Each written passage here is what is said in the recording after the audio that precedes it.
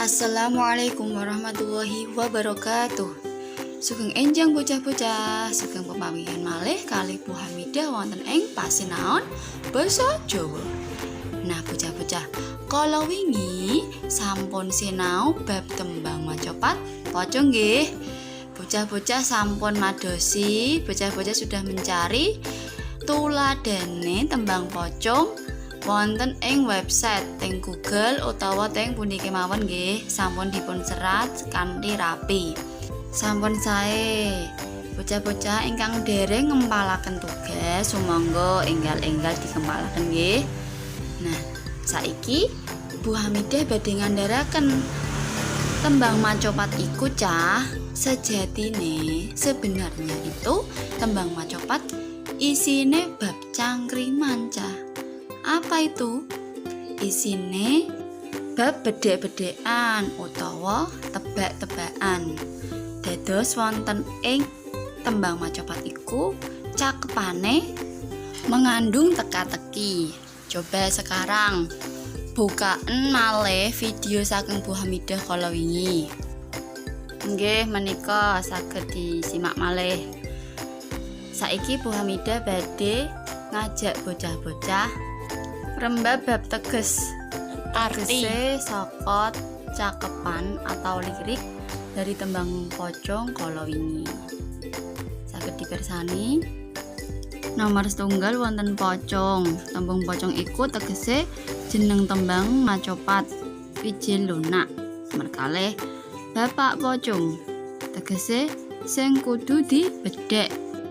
Lajeng watu tegese barang atos sing dumadi saka lahir kang dadi adem. Gunung pepuntuk sing gedhe lan dhuwur. Saba iku tegese apa cah? Lunga-lunga mrana mrene golek pangan tumrap kewan. Biasane sing saba iku kewan nggih cah. Lajeng nomor 6 alas. Alas iku tegese papan jembar sing kebak wit-witan gedhe. Alas iku hutan dalam bahasa Indonesia. Nomor 7 ngon-ngonan.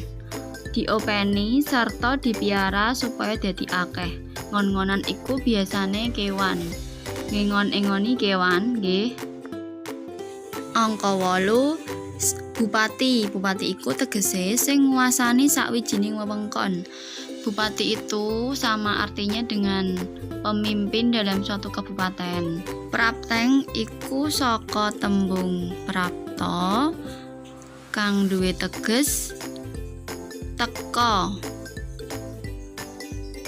Lajeng marga utawa margi menika dalan basa krama nggih.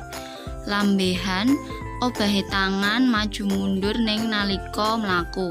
Nah bocah-bocah nek mlaku tangane kan lak ya mlaku obah kiwa tangan ngoten nggih. Lan kang pungkasan grana. Grana iku basa kramane irung. Nah saka teges-teges tembung kala wau, bocah-bocah sampun mangertosi napa dereng?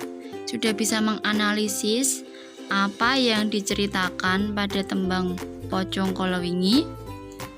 Apa cah kira-kira? Kewan kang gedhe uripe ana ing alas. Yen diingoni ku biasane sing ingoni bupati, wong kang duweni kuwasa. Mboten awake dhewe mboten saged nek ingoni kewan kados ngoten. Terus kewan mau duwe irung iku lambean grana. Lambean grana iku maksudnya piye mau? Irunge nek mlaku kaya obahe tangan, kiwa tengen. Apa cah kira-kira? Tembang macapat iku nyeritakake kewan apa cah? Nggih, gajah. Nah, nggih to. Nah, kalau wingi kan bocah-bocah sampun madosi nggih. Sampun madosi tuladane tembang macapat pocong kang wonten ing saka pundi kemawon. Nah, saiki tugasmu ayo padha negesi tembung lajeng diceritake isi saka tembang pocong kala wau. Nggih, bocah-bocah. Pasinaon dinten menika Bu Guru akhiri. Mugi-mugi paring manfaat kangge kita sedaya. Wassalamualaikum warahmatullahi wabarakatuh.